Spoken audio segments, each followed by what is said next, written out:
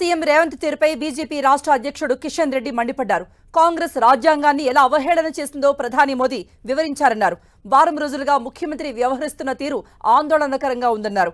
Amit Shah video morphing చేయించారని ఆరోపించారు. గుజరాత్ పౌరుషం అంటారు, గాడిద గుడ్డు పెట్టుకుని ఊరేగుతున్నారని కిషన్ రెడ్డి మండిపడ్డారు. సిటిజన్ అమెండ్మెంట్ యాక్ట్ గాని కాంగ్రెస్ పార్టీ అగ్రనాయకులు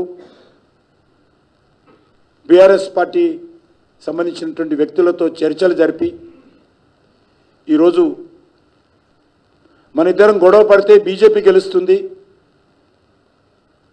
కాబట్టి మనం ఒక అవగాహనతో పోదాము, మన ఇద్దరం డూ ఫైటింగ్ చేసుకుందాము, కానీ మన ప్రధాన ప్రత్యర్థి అయినటువంటి భారతీయ జనతా పార్టీని గెలవనీయకూడదనేటువంటి దుర్మార్గపు ఆలోచనతో ఈరోజు రెండు పార్టీలు కలిసి నాటకాలు చేస్తూ ఉన్నాయి.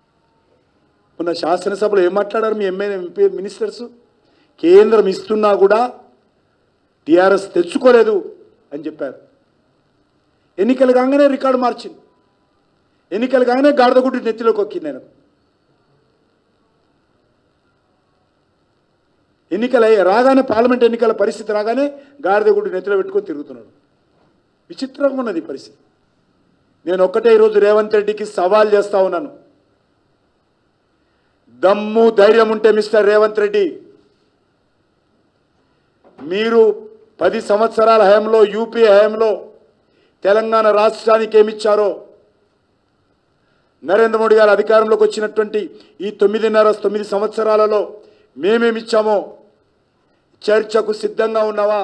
గాడిద గుడ్డు నెత్తిలో పెట్టుకోవడం కాదు. మేము ఇంతవరకు రాజ్యాంగాన్ని మార్చలే.